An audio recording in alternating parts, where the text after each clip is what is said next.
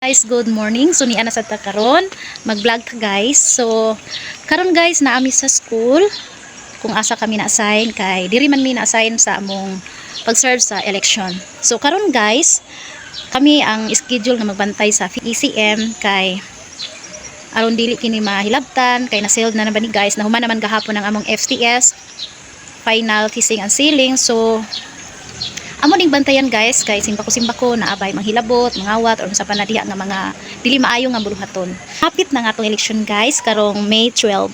Hinaut unta guys nga kitang botante atong piliun ang maayo, insakto og mo serbisyo gyud sa katawhan.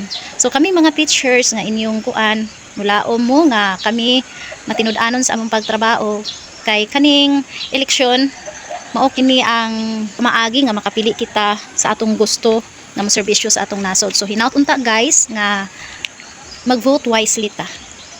Kay kung dili ta mag-vote wisely, unsa na lang kahay may tabo sa kalibutan sa atong hilabi na sa atong nasod. So gamiton nato atong utok. So maghinagalaay kita, dili ta mag-away tungod lang sa panahon sa eleksyon. Atong batunan ang insakto nga pamatasan, insakto nga kuan sa isip sa katawo.